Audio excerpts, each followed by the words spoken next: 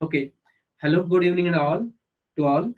तो जो आप लोग कोई आप में से कोई प्रीवियस लेक्चर जो आपको मतलब नहीं मिले क्योंकि आपकी एग्जाम थी और कुछ और रीजन थे, तो you couldn't able to attend the lecture.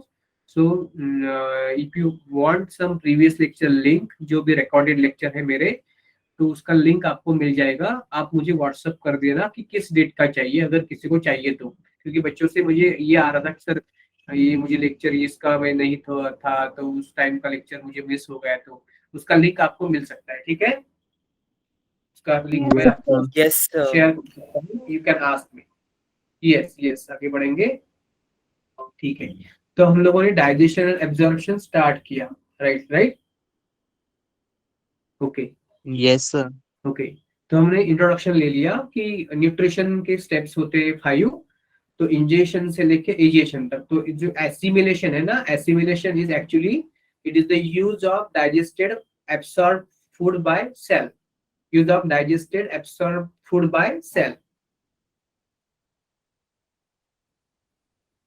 Digested and absorb food by cell. तो हम लोगों ने प्लांट फिजियोलॉजी में देखा कि प्लांट रिस्पिरेशन इन प्लांट जो चैप्टर है उसमें हम लोगों ने ग्लाइकोलिसिस, क्रेब्स साइकिल, ईटीएस पढ़ा।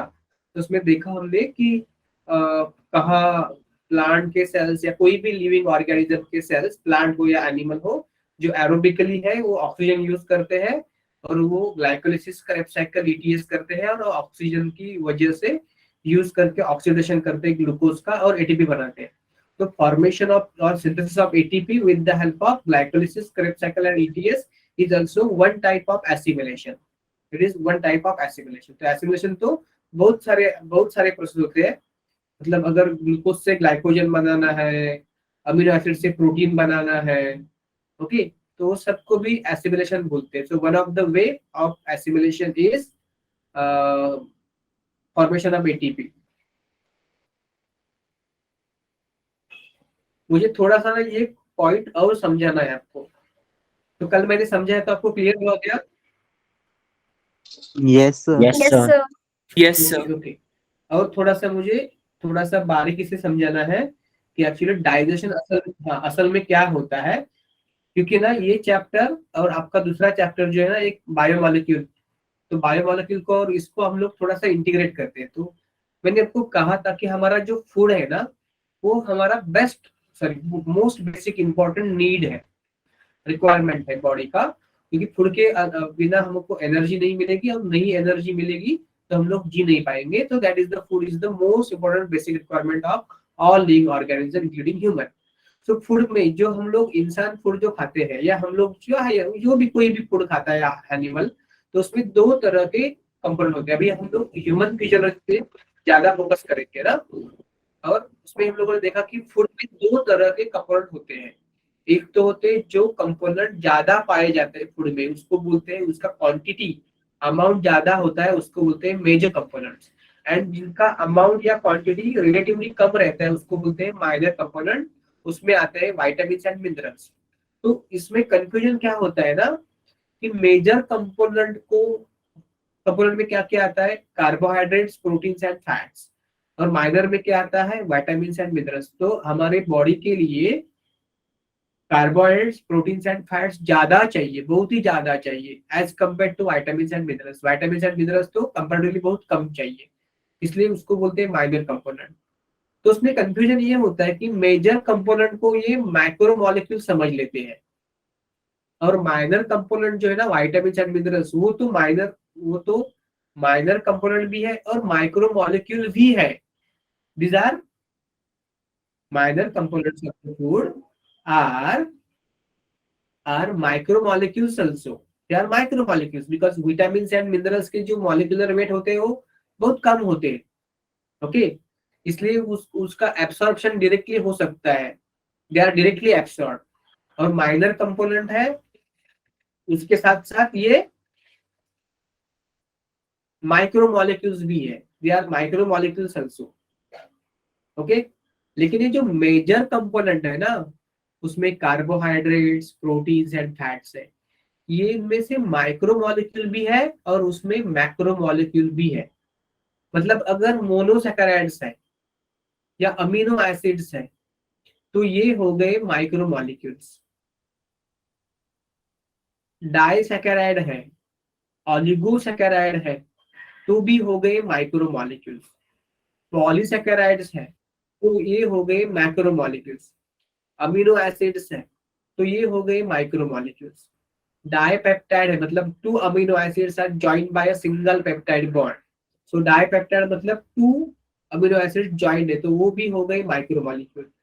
ओके, ऑलिगोपेप्टाइड है तो भी ये हो गए मतलब 2 to 9 अमीनो एसिड जॉइंड है तो उसको बोलते हैं ऑलिगोसैकेराइड। और 10 या 10 से ज्यादा अमीनो एसिड जॉइंट है तो उसको बोलते हैं पॉलीसैकेराइड, पॉलीपेप्टाइड। ठीक है, वैसे ही 2 से 9 तक अगर मोनोसैकेराइड जॉइंट है तो उसको बोलते हैं ऑलिगोसैकेराइड। और 10 या 10 से ज्यादा मोनोसैकेराइड्स कनेक्टेड है एक दूसरे को तो उसको बोलते हैं पॉलीसैकेराइड। इसका मतलब कार्बोहाइड्रेट्स में मोनोसैकेराइड्स माइक्रोमोलिक्यूल्स है, डाइसैकेराइड्स माइक्रोमोलिक्यूल्स है, ऑलिगोसैकेराइड्स माइक्रोमोलिक्यूल्स है, पॉलीसैकेराइड्स मैक्रोमोलिक्यूल्स है। सो मोनो से लेके ऑलिगोसैकेराइड तक माइक्रोमोलिक्यूल्स, क्योंकि उसका मॉलिक्यूलर वेट कम रहता है। और 10 या 10 से ज्यादा अगर मोनोसैकेराइड एक दूसरे से कनेक्ट है तो उसको बोलते हैं पॉलीसैकेराइड, वो तो मैक्रोमोलिक्यूल हो जाएगा। प्रोटीन्स की बात की अगर उसका कंपोनेंट है अमीनो एसिड तो वो है माइक्रोमोलिक्यूल। ऑलिगोपेप्टाइड है मतलब 2 to 9 अमीनो एसिड जॉइंट है तो वो भी हो गया माइक्रोमोलिक्यूल। पॉलीपेप्टाइड है 10 या 10 से ज्यादा अमीनो एसिड जॉइंट तो उसको बोलते हैं macromolecule. You understanding or not? Yes, Yes, sir. sir. Clear. Yes, sir. Is it clearing? Is it clearing your concept? Revising your Yes, concept? sir. Yes, sir. और fat क्या है? Fats या lipids क्या है? माइक्रोमोलिक्यूल है या macromolecule है? आपने बायोमोलिक्यूल पढ़ा होगा ना? Sir, macromolecules. मैक्रो या micro? Sir, lipids Not macro है। strictly. सर जो लिपिड्स हैं वो मैक्रोमोलिक्यूल्स में आते हैं। नहीं बेटा, लिपिड्स तो मैक्रोमोलिक्यूल में माइक्रो नहीं। होते हैं। माइक्रो की उसका मॉलिक्यूलर वेट कितना रहता है? less than 80 Dalton. 800 Dalton। 800 या मतलब 1000 डाल्टन से कम रहता है। पर सर ठीक है? एनसीईआरटी में लिखा है they are not strictly macromolecules, Actually- पर वो Size होते के हैं ना थोड़े लिए। तो। नहीं होते। उसका मतलब ये है कि वो मैक्रोमोलिक्यूल ना हुए होते भी वो मैक्रोमोलिक्यूल नहीं है, फिर भी वो एसिड इनसोल्युबल पूल में पाए जाते हैं। क्यों पाए जाते हैं? क्योंकि हमें पता है कि लिपिड कैसे प्रेजेंट होते हैं। लिपिड तो ऐसे इंडिविजुअल लिपिड मॉलिक्यूल प्रेजेंट नहीं होते ना सेल में। Yes, sir। ऐसे एक लिपिड Yes, नहीं हो sir. तो ऐसे होते सब। ये तो सेल मेम्ब्रेन है ना, मेम्ब्रेन। ऑर्गेनेल का मेम्ब्रेन बोलो या सेल का मेम्ब्रेन बोलो, प्लाज्मा मेम्ब्रेन या एंडोप्लाज्मिक रेटिकुलम का मेम्ब्रेन है, न्यूक्लियस का मेम्ब्रेन है, जो मेम्ब्रेन बाउंड ऑर्गेनेल है उस सबके मेम्ब्रेन में ऐसे बायलिपिड बायलेयर रहते हैं, बायलेयर। ठीक है, तो एक एक लिपिड मॉलिक्यूल जो है ना उसको एक फैटी एसिड है या 2 फैटी एसिड हो या 3 फैटी एसिड हो, जो भी हो, ओके, वो इंडिविजुअली माइक्रोमोलिक्यूल ही है। बट क्योंकि ये एक दूसरे से जुड़े हुए होते हैं ना, और जब हम लोग सेल को ऐसा क्रश करते हैं ना, ये मॉडल पिस्टल में एसिड में, राइट, एसिडिक एसिड में, ट्राइक्लोरो एसिडिक एसिड में, तो ये ना ऐसे फ्रैगमेंट में टूट जाते हैं। मतलब ये एक फ्रैगमेंट मिल गया, ये ऐसा एक फ्रैगमेंट मिल गया, इससे ये दूसरा फ्रैगमेंट मिल गया, ये दूसरा फ्रैगमेंट, ऐसे उसमें ये मैंने तीन चार डाल दिखाए हैं डायग्रामेटिकली, लेकिन वो बहुत होते हैं, हंड्रेड्स ऑफ होते हैं। अगर इधर थाउजेंड्स ऑफ है ना तो उसका हंड्रेड या कुछ सैकड़ों मतलब डिकेट्स में उसका ये हो जाता है, फ्रैगमेंट हो जाता है। और ये फ्रैगमेंट फिर बाद में वो मिसल कर देता है, मिसल फॉर्म होता है, मतलब उसके हाइड्रोफिलिक हेड जो होते हैं ना वो सरफेस पर रहते हैं, और हाइड्रोफोबिक टेल्स होते हैं ना उसको उस पियर या उसके अंदर होते हैं, राइट, मिसल के अंदर होते हैं। Understanding? Yes, Yes, sir. sir. तो क्योंकि जब हम लोग क्रश करते हैं सेल को एसिड में, तो हर लिपिड मॉलिक्यूल अलग नहीं होता।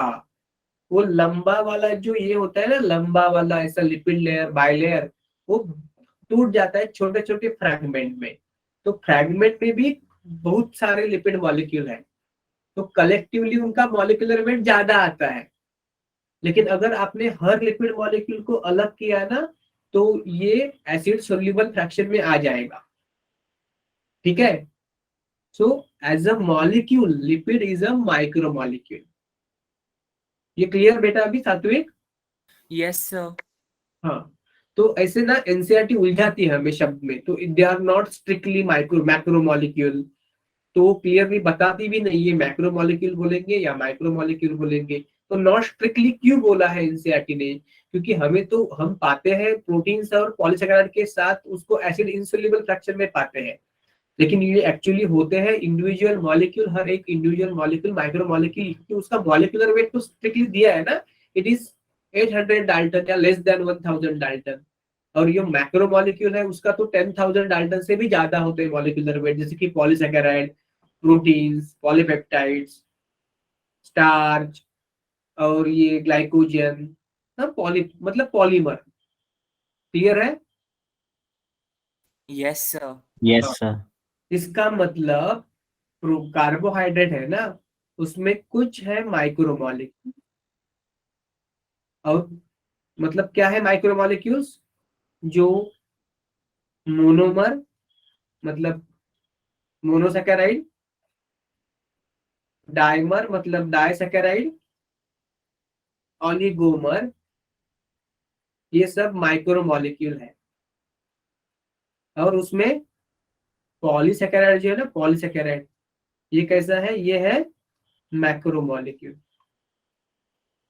मैक्रो मॉलिक्यूल प्रोटीन्स तो सब भाई मैक्रो मॉलिक्यूल से हो गए, लेकिन अगर इंडिविजुअल अमीनो एसिड है ना या ऑलिगोपेप्टाइड है, तो ये हो गए माइक्रो मॉलिक्यूल्स। ओके, तो अमीनो एसिड्स, ऑलिगोपेप्टाइड मतलब 2 to 9 amino acid, dipeptide, oligopeptide, 2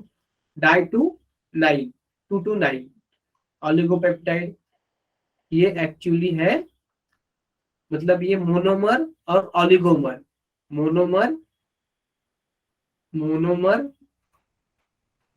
और ये ऑलिगोमर, ऑलिगोमर, तो ये है माइक्रोमॉलिक्यूल। मतलब जो भी पॉलीमर है ना, वही सिर्फ मैक्रोमॉलिक्यूल है। अगर वो मोनोमर है, डाइमर है, ऑलिगोमर है, तो ये हो गए माइक्रोमॉलिक्यूल। Clear? Yes, sir. Yes, sir. तो मुझे बताइए, देखो इधर लिखा है मेजर फूड के जो मेजर कंपोनेंट है ना, उसमें कार्बोहाइड्रेट है, उसमें मोनोसैकेराइड है वो माइक्रोमॉलिक्यूल, पॉलीसैकेराइड है मैक्रोमॉलिक्यूल। मतलब मोनोमर, सिर्फ मोनोसैकेराइड नहीं, मोनोमर, डाइमर और ऑलिगोमर्स, ये सब हो गए, ये सब हो गए micromolecules depending upon their molecular weight. और पॉलीसैकेराइड जो है मतलब पॉलीमर, वो हो गए हमारे मैक्रोमॉलिक्यूल्स। वैसे ही प्रोटीन में अमीनो एसिड माइक्रोमॉलिक्यूल, मतलब मोनोमर ऑलिगोमर, सब में monomer oligomer, oligonucleotide, oligo peptide, sorry peptide, ये क्या है? माइक्रोमॉलिक्यूल है। और प्रोटीन्स मैक्रोमॉलिक्यूल है, पॉलीपेप्टाइड मैक्रोमॉलिक्यूल है। फैट को क्या बोलेंगे, माइक्रोमॉलिक्यूल या मैक्रोमॉलिक्यूल? उसको बोलेंगे माइक्रोमॉलिक्यूल। अभी मुझे एक बताइए कि फैट माइक्रोमॉलिक्यूल तो है, अगर ट्राइग्लिसराइड भी है ना, 1 2 3 tri acyl glycerol, right? Yes, sir.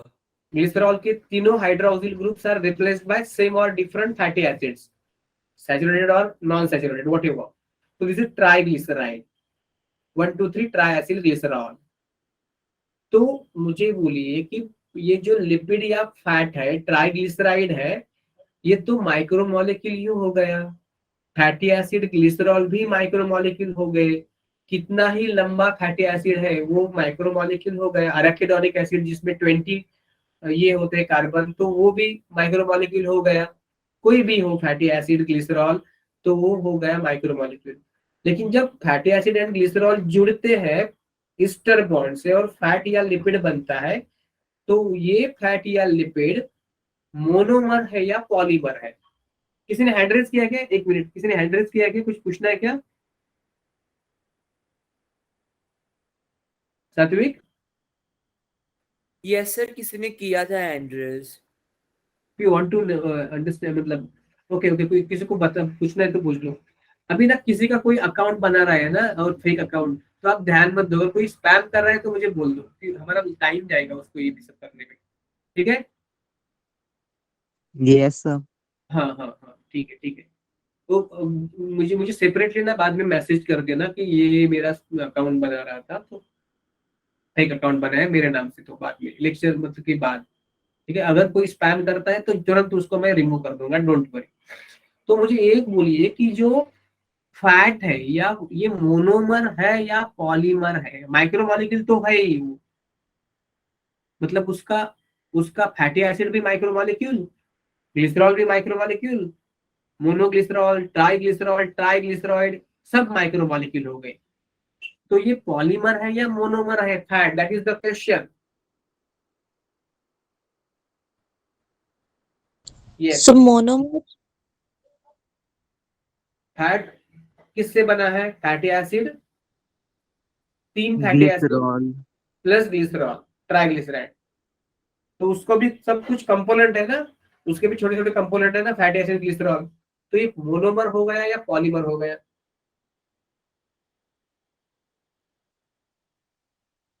आपने सोचा था कभी ये?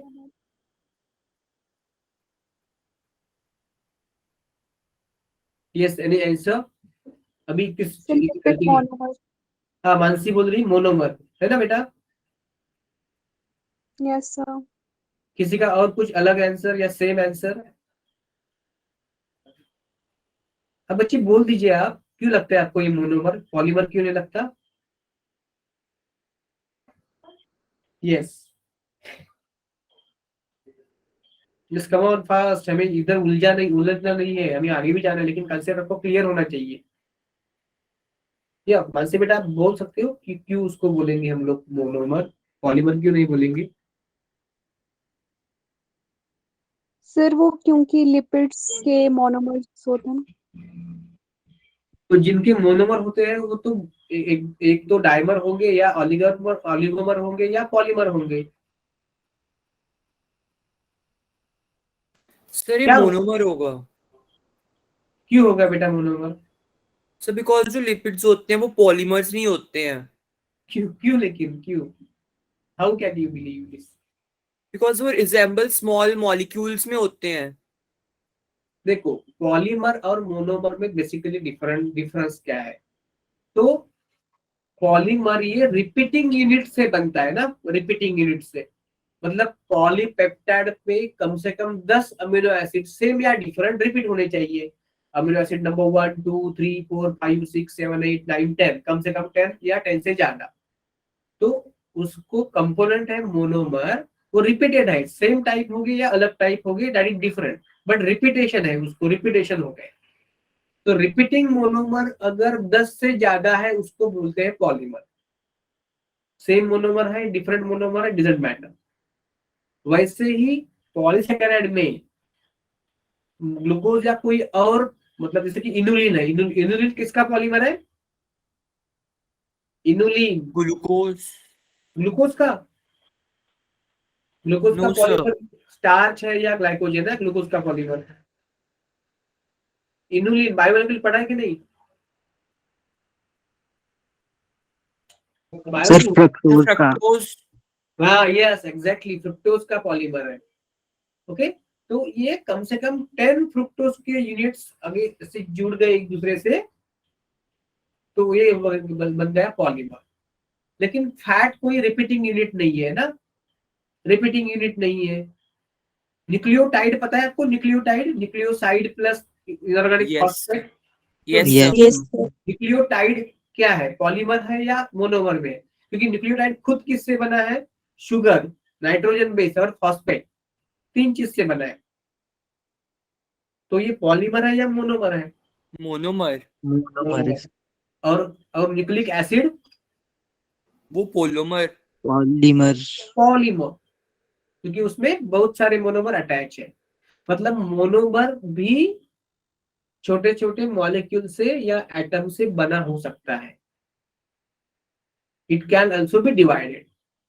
ठीक है, तो मोनोमर जैसे सेम या डिफरेंट मोनोमर बहुत बार रिपीट होते हैं तो उसको पॉलीमर बोलते हैं। तो अभी एक चीज क्या है कि जो हमारे फूड के मेजर कंपोनेंट्स है ना, तो उसमें मोनोमर भी रहेंगे, डाइमर भी रहेंगे, ऑलिगोमर भी रहेंगे और पॉलीमर भी रहेंगे। तो फैट तो पूरा का पूरा मोनोमर है, माइक्रोमोलिक्यूल है, लिपिड है, फैट है, मोनोग्लिसराइड, डाइग्लिसराइड, ट्राइग्लिसराइड या फैटी एसिड्स या अल्कोहल, तो ये सब हो गए मोनोमर और हो गए ये micromolecule, right. Yes, sir. Yes, sir. Proteins polymer है, तो पॉलीमर को ब्रेक करना पड़ेगा मोनोमर में और मोनोमर को एब्सॉर्ब हो सकता है। Polymer, dimer, oligomer, polymer absorb नहीं हो सकते, मोनोमर सिर्फ एब्सॉर्ब हो सकते हैं। और वो भी फैट के मोनोमर जो है ना, मतलब फैट एज ए मोनोमर, उसको भी इंडिविजुअल मॉलिक्यूल से तोड़ना पड़ेगा। मतलब फैट एज ए मोनोमर है लेकिन फिर भी वो एब्सॉर्बेबल नहीं है, फिर भी वो एब्सॉर्बेबल नहीं है। तो फैट को ब्रेक करना पड़ेगा इंडिविजुअल कंपोनेंट में, जैसे कि फैटी एसिड सब अलग किए, उसके बाद ग्लिसरॉल भी अलग हुआ, तो वो फिर एब्सॉर्ब हो सकता है। तो डाइजेशन का प्रोसेस क्या है? पॉलीमर को मोनोमर में बनाना, मोनोमर की उसको कंस्टिट्यूएंट में भी तोड़ना पड़े तो वो भी करता है। तो basically this process is the conversion of polymer to monomer. ये तो है ही, लेकिन बिसाइड दैट मोर अप्रोप्रिएटली बोले तो नॉन एब्सॉर्बेबल टू एब्सॉर्बेबल, क्योंकि डाइजेशन का पर्पस भी है कि जो मॉलिक्यूल्स है वो एब्सॉर्ब नहीं हो सकते इंटेस्टाइन के विलाय में या ब्लड में या लिम्फेटिक वेसल में, तो उनको नॉन एब्सॉर्बेबल से एब्सॉर्बेबल बनाना है। क्या बनाना है? नॉन एब्सॉर्बेबल। तो ग्लूकोज या मोनोमर, मोनोसैकेराइड एब्सॉर्बेबल है तो उसको ब्रेक करने की जरूरत नहीं है, ठीक है, वो तो एब्सॉर्ब हो जाएगा। अगर डाइसैकेराइड है तो उसको मोनोसैकेराइड में तोड़ना पड़ेगा, बाद में वो एब्सॉर्ब होगा। पॉलीसैकेराइड को डाइसैकेराइड और बाद में मोनोसैकेराइड में ब्रेक करना पड़ेगा तो भी वो एब्सॉर्ब हो जाएगा। मतलब नॉन एब्सॉर्बेबल कार्बोहाइड्रेट को एब्सॉर्बेबल कार्ब में बदलेंगे। वैसे प्रोटीन या पॉलीपेप्टाइड एब्सॉर्बेबल नहीं है तो उसको अमीनो एसिड में ब्रेक करना पड़ेगा तो वो एब्सॉर्बेबल हो जाएगा। फैट्स खुद मोनोमर है, खुद माइक्रोमोलिक्यूल है, लेकिन वो भी फिर तोड़ना पड़ेगा। तो ये मतलब ये नहीं है, डायरेक्शन का मतलब ये नहीं है कि पॉलीमर टू मोनोमर। इसका मतलब ये है कि कि non absorbable food into absorbable food. Done with me? Clear? Yes, sir. Yes, yes, sir. Yes, Okay. sir. हाँ, तो जो हम लोग को फूड का मेजर कंपोनेंट है ना, उसको गलती से भी मैक्रोमोलिक्यूल नहीं बोलेंगे। हाँ, माइनर कंपोनेंट है, विटामिन मिनरल तो माइक्रोमोलिक्यूल है ही, लेकिन मेजर कंपोनेंट ज्यादा क्वांटिटी है उसमें मोनोमर भी रहेंगे, डाइमर भी रहेंगे, ऑलिगोमर भी रहेंगे, पॉलीमर भी रह सकते हैं, लेकिन वो ज्यादा क्वांटिटी में है इसलिए मेजर कंपोनेंट बोलते हैं। तो मैक्रोमोलिक्यूल है इसलिए मेजर कंपोनेंट नहीं बोलते। और जो मेजर कंपोनेंट है ना, वो सब के सब क्या है? एब्सॉर्बेबल भी नहीं है, नॉन, मतलब उसमें से कुछ एब्सॉर्बेबल है, कुछ नॉन एब्सॉर्बेबल है। तो मेजर कंपोनेंट जो एब्सॉर्बेबल है ना, उसका डाइजेशन करने की जरूरत ही नहीं है, that will be absorb. Clear सबको? Yes, Yes, sir. sir. अगर Yes. आपको ये कंसेप्ट क्लियर हो रहा है, हो गए, तो आप थम्स अप कर सकते हैं ताकि हम लोग आगे बढ़े, या आप क्वेश्चन पूछ सकते हैं मुझे या डाउट पूछ सकते हैं। कमान तो व्हाट्सअप नहीं करना है, अभी इस पे ही करना है। यस।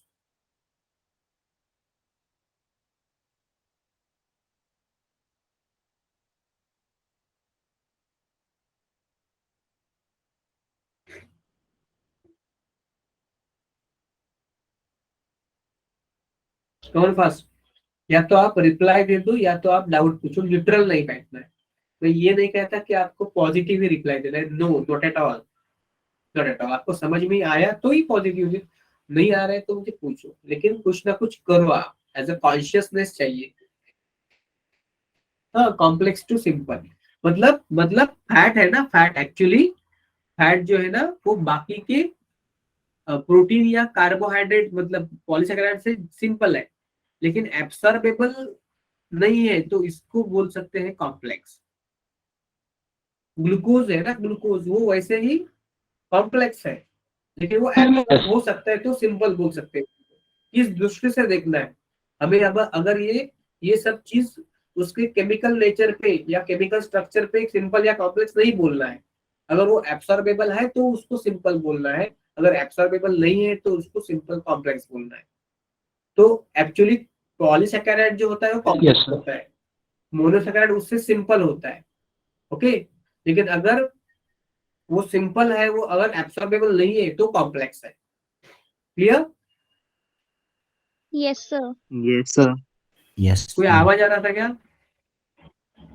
हाँ हाँ बेटा, कहाँ से आवाज आ रही है क्या? No, sir. No, sir. रिया बेटी कुछ प्रॉब्लम नहीं ना? No, sir. Okay okay, yes.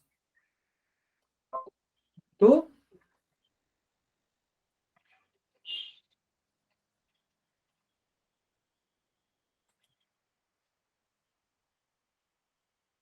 One minute है बेटा, वन मिनट। किसका मैसेज आ रहा है मेरे को?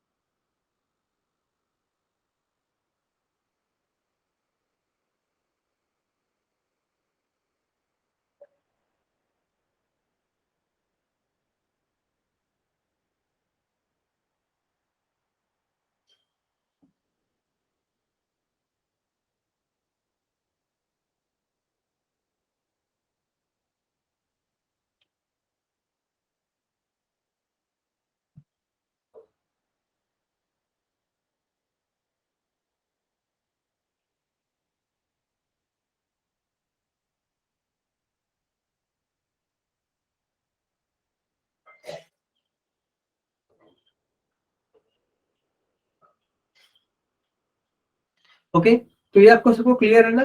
हाँ, अभी बैलेंस डाइट का एक शॉर्ट में बता देता हूँ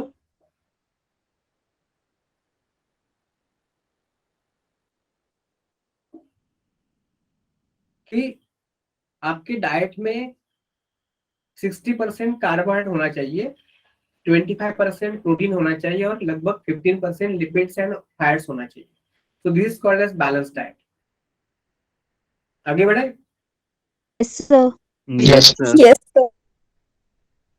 ओके, तो ये हम लोगों ने देखा कि कल देखा मैकेनिकल डाइजेशन और biochemical digestion, these are the two types of digestion, both should go hand in hand, otherwise there will not be any digestion.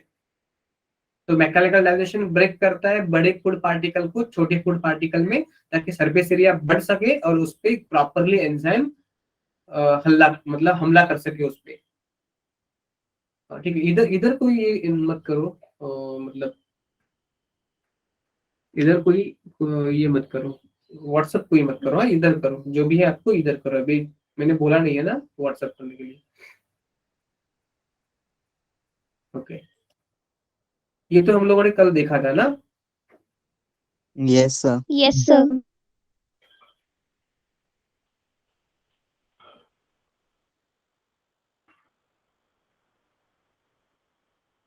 ठीक है, तो ये डायग्राम को हमने एक्सप्लेन किया।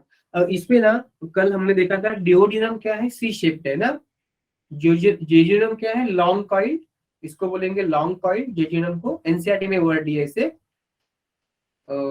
आपको मैंने इसका ये डाला था ना कल पीपीटी, तो ये जो रीजन है ना बीच बीच का स्लाइड वो वाइट दिख रहा है ना, यस सर। Yes, sir. और उस पे येलो वाला दिख नहीं रहा है, ऐसा मतलब ये स्लाइड है ये मुझे याद, मतलब डायरेक्टली ओपन बोर्ड का लिया है, यस तो ये वाला सर। वाइट दिख रहा है येलो वाला, लेकिन अभी थोड़ा सा एडजस्ट करो आप एडजस्ट करो, और थोड़ा सा अभी मैं रेड पेन से लिख लूंगा तो दिख जाएगा आपको, ठीक है।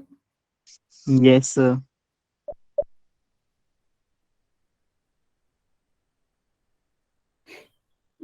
ओके, तो ये जेजुनम को क्या बोलते हैं, एक एनसीईआरटी में वर्ड है लॉन्ग कॉइल, और इलियम को हाईली कॉइल। ये इस जैसी इंफॉर्मेशन भी ना याद रखनी पड़ती है, क्योंकि वो वर्ड लाइन बेस्ड क्वेश्चन आते हैं ना, वो लाइन बेस्ड क्वेश्चन, ओके, इसलिए। तो ये है लॉन्ग कॉइल, देखेंगे हम लोग इस सबको, लॉन्ग कॉइल और इलियम को हाईली कॉइल, और डिओडिनम को C shaped. Clear? Yes, sir. देख लेंगे अभी।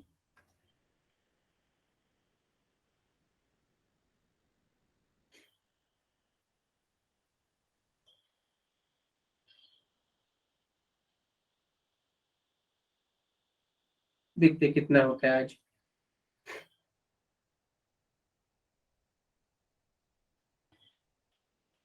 So first thing is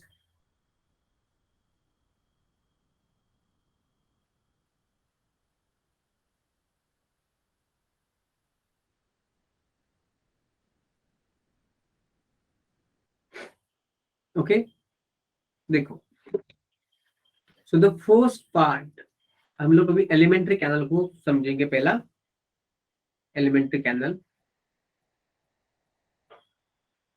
first part of digestive system, alimentary canal.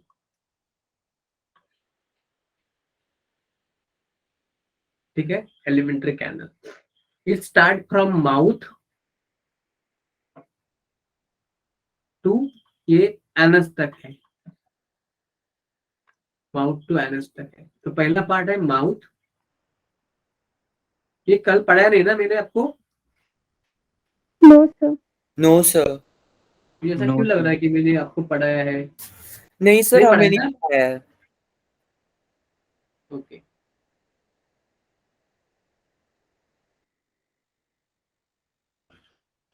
तो क्या बोल रहा था मैं, माउथ, हाँ। तो माउथ क्या है, ये स्लीट है ना, ये ऐसा स्लीट है, हॉरिजॉन्टल स्लीट,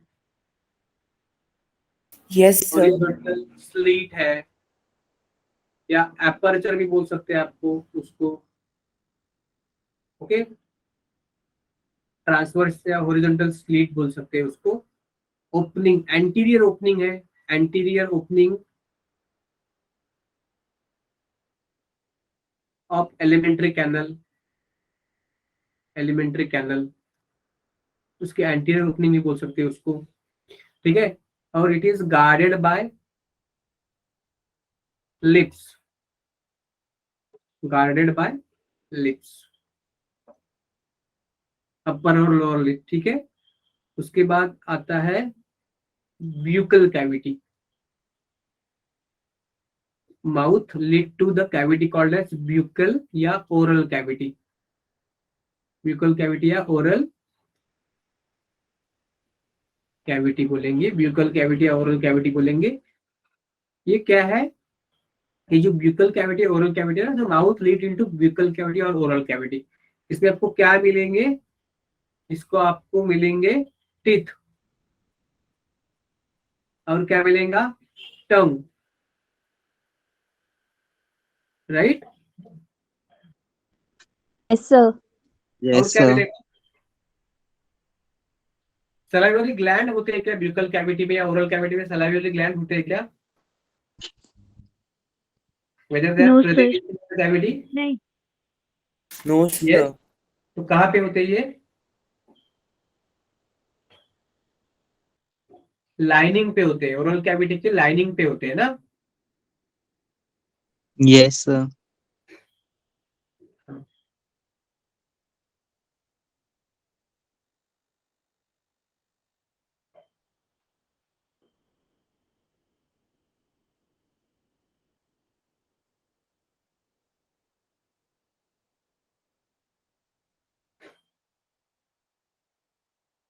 ओके, तो लाइनिंग पे होते हैं। तो एक और आता है, क्या उसको बोलते हैं, वेस्टिब्यूल बोलते हैं ना, वेस्टिब्यूल। ये वेस्टिब्यूल क्या है? It is the space between चिक एंड टीथ। चिक मतलब ये चिक है ना, और उसके एक टीथ है, उसके बीच का जो जगह है ना, उसको बोलते हैं चिक एंड टीथ। टीथ के बाहर और चिक के अंदर उसकी जगह जो होती है उसको वेस्टिब्यूल बोलेंगे, ठीक है। Yes, sir. Okay, Yes, sir. Yes. तो पहले हम लोग टंग देखते हैं, टंग।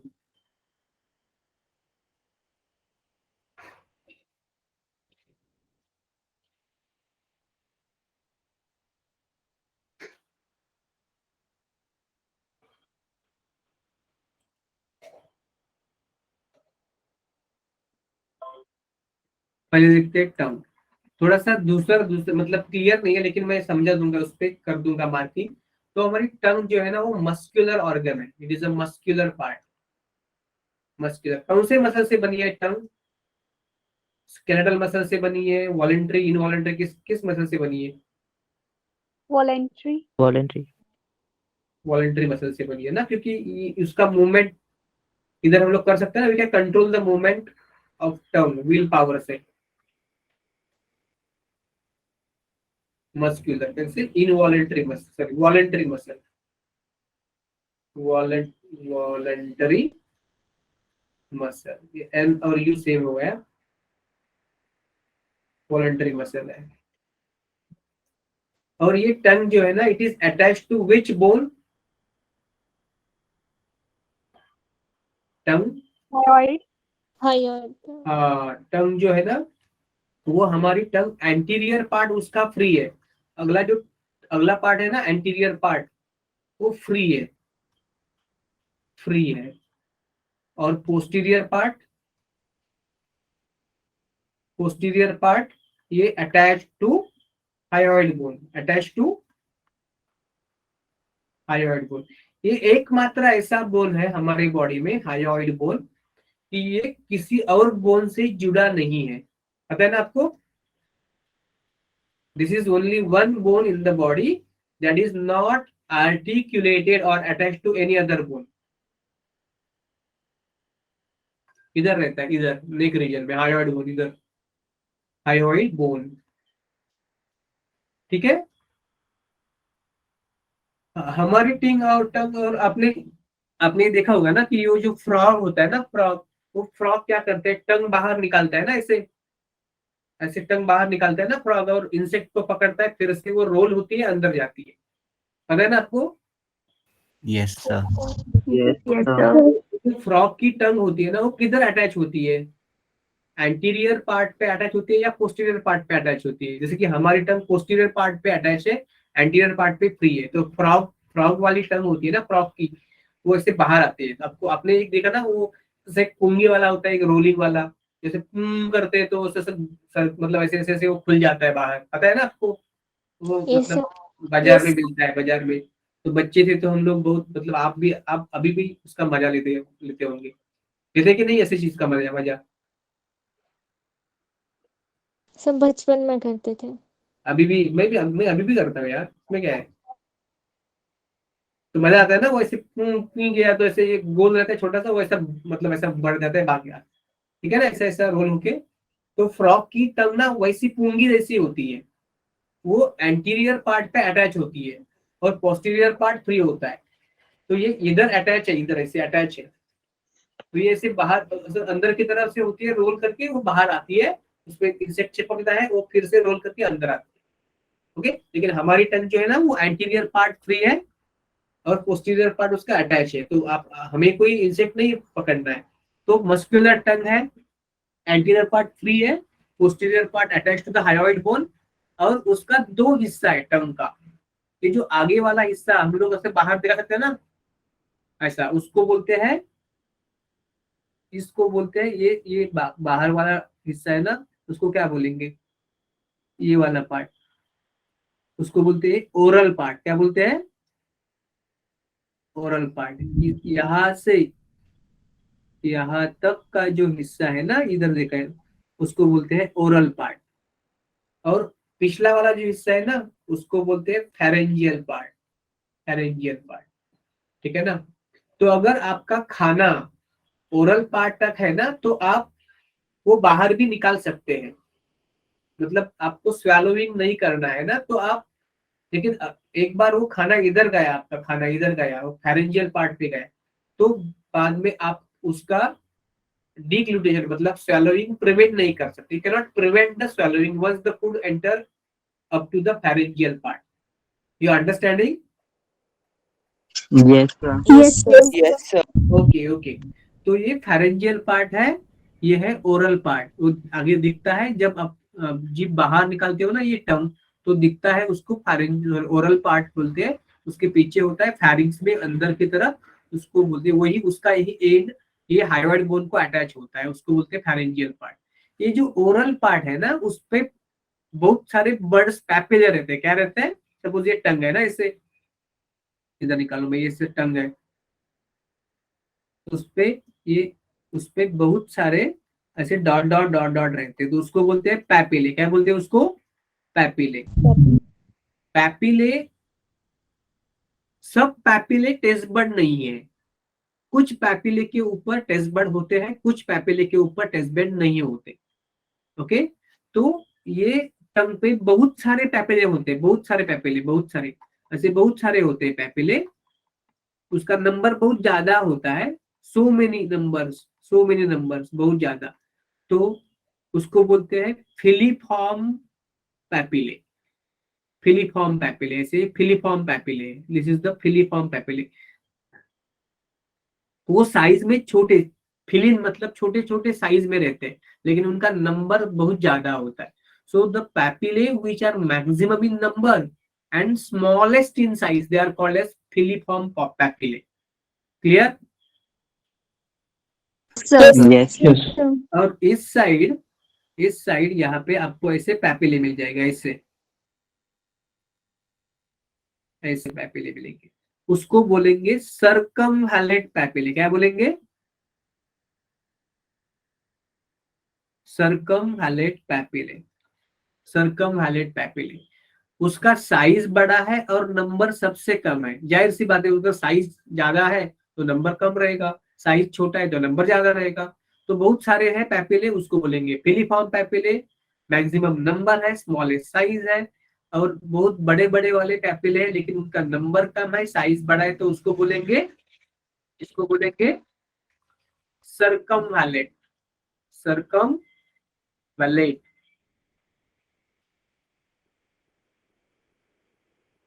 Papillae. Clear? Yes, sir. Yes, sir.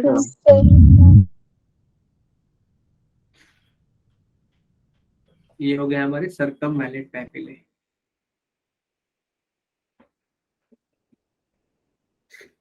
बड़े बड़े हैं, नंबर कम है।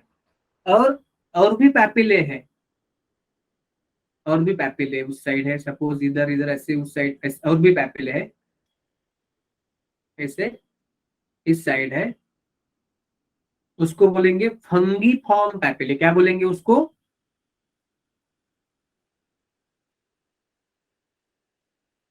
फंगीफॉर्म पैपिले। और ये जो है ना, ये है,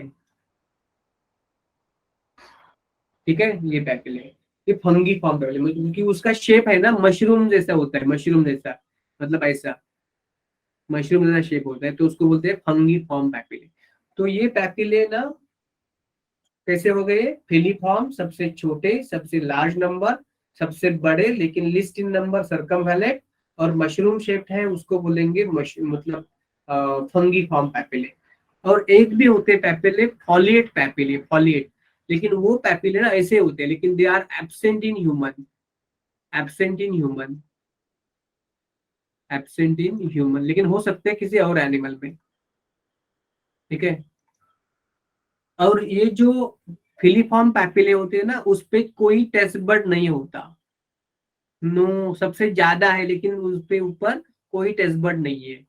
कोई टेस्ट सेंसेशन नहीं है, no taste bud. Taste bud कोई पैपिले पे होते हैं, कोई पैपिले पे नहीं होते। तो फिलिपम पैपिले सबसे ज्यादा है, सबसे स्मॉल है, लेकिन उस पे टेस्ट बर्ड नहीं होते।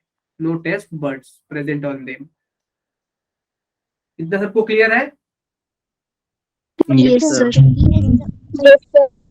ओके। तो इस साइड ना एक चीज रह गई बोलना मेरे को, मेरे से, कि देखो पैलेट। पैलेट, पैलेट पता है ना आपको? पैलेट क्या होता है? It is the roof of oral cavity, ऐसे ऊपर का। That is the roof of oral cavity या ब्यूकल कैविटी। ओरल कैविटी का जो रूप है उसको पैलेट बोलेंगे। ये पैलेट के दो पार्ट है, एंटीरियर पार्ट। अब आप क्या करो, अभी आपकी जीभ है ना, वो मतलब टंग, वो ऊपर उठा दीजिए और ऊपर लगा दीजिए ऐसे। दांत जो है ना आपके सामने, उसके थोड़ा पीछे लगवाइए और धीरे धीरे अंदर लेके जाइए, तो आपको पता चलेगा कि ये पहला पार्ट है। पहला पार्ट है, उसको बोलते हैं हार्ड पैलेट। क्या बोलते हैं? Hard palate. हार्ड है ना, ऐसा आवाज आते है उस पे, हार्ड पैलेट। एंटीरियर पार्ट होता है पैलेट का, ये होता है एंटीरियर पार्ट।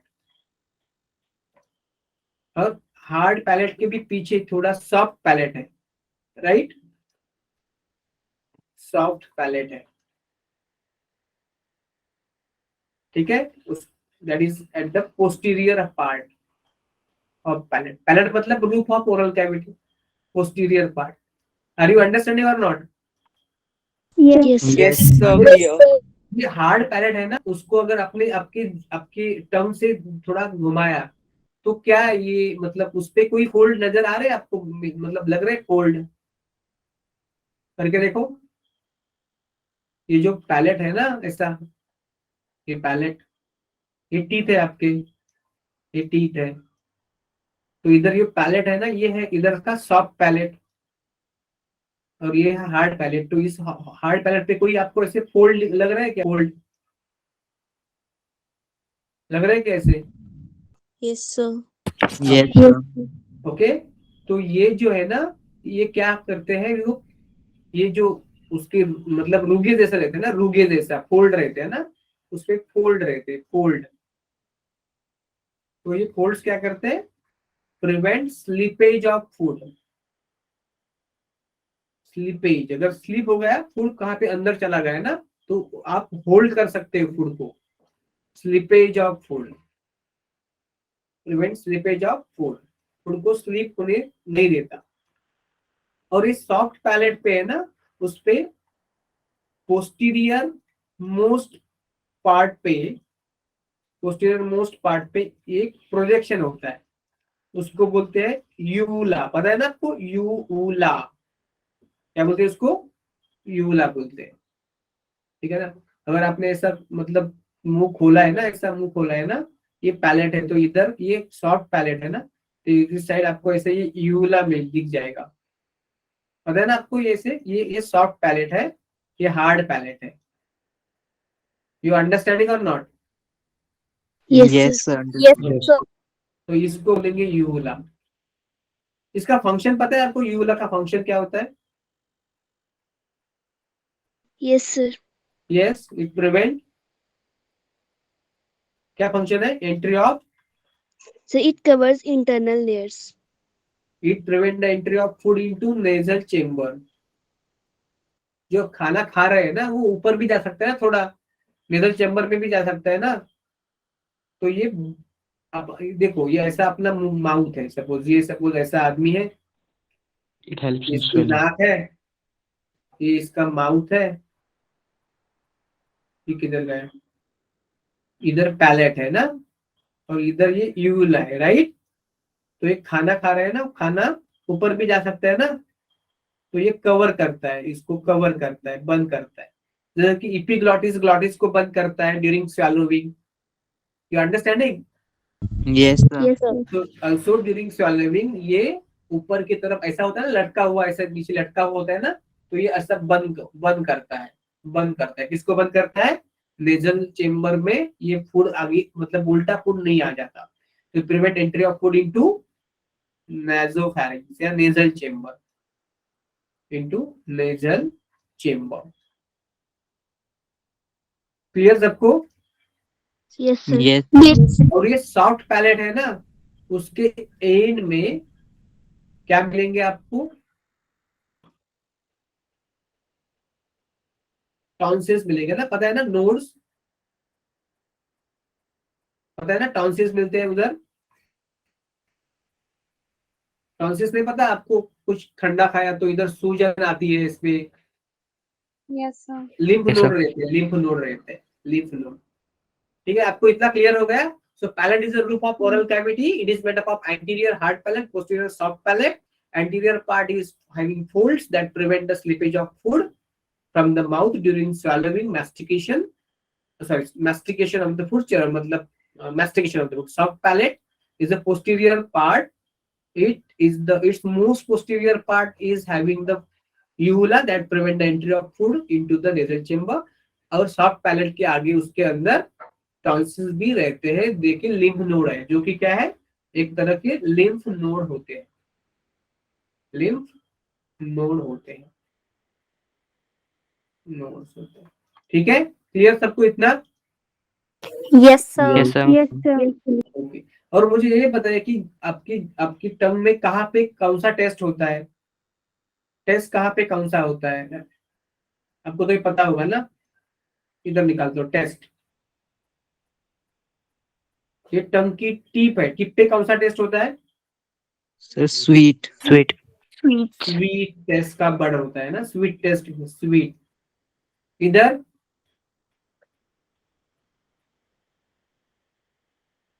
कौन सा रहता है? Sir, screen lag हो रही है. यस सर, क्या स्क्रीन होता है लैग टेस्ट हो कौन रही सा है। मतलब पता चलता है उससे? इधर तो सर स्वीट आप पता जब चला। बोल देते हो ना, उसकी काफी लिख देते हो, उसके काफी टाइम बाद दिखाई दे रहा है। हाँ, लैगिंग हो रहा है क्या? यस सर, बहुत Yes, हो रहा है sir. लैगिंग। कब से हो रहा है, कितना टाइम हो गया? अभी पूरा लेक्चर में होगा कि अभी अभी हो रहा है? Sir, पहले से हो रहा है. सर पहले ही हो रहा है। बोलना चाहिए ना बेटा। सर बीच में फिर दिखाई भी दे जाता है थोड़ी देर के बाद ना। ठीक है, ज्यादा मेजर इशू तो नहीं है ना? नो सर, दिखाई No, दे sir. जाता है। हाँ ठीक है, ये कभी कभी ना टेक्निकल कुछ एरर रहता है। तो मुझे बोलेगी स्वीट टेस्ट तो यहाँ से पता चलता है, टंग से, टीप से। तो और टेस्ट हो गए ना, कितने कितने टेस्ट है? स्वीट है, बिटर 4 है, टाइप्स। सॉर है, और कौन सा है? Salty. Salt, Salty. Salty. Salty. Sweet तो इधर, सॉल्टी किधर है? सॉल्टी स्वीट के टिप्स बाद। पे और साइड पे, इधर, साइड्स पे और टिप पे। Middle में salty. इधर, इधर सॉल्टी है ना?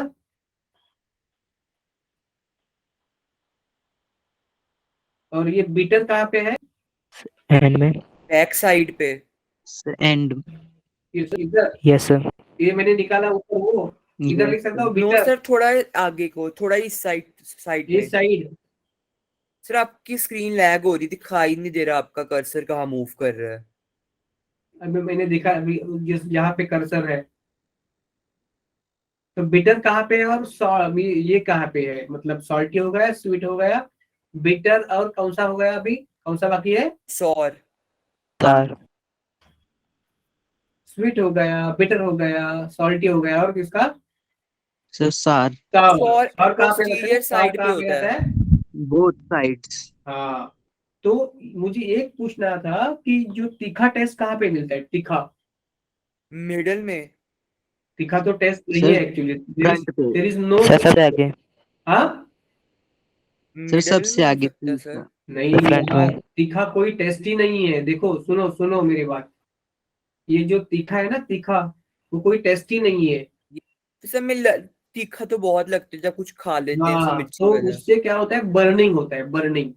देखो, अगर आपका स्किन है ना, स्किन के ऊपर कोई ये- कट भी नहीं है, लेकिन उस पे सब तीखा ले लिया और ऐसा किया, रबिंग किया, तो Yes, क्या sir. उधर क्या बर्निंग लगेगा कि नहीं लगेगा?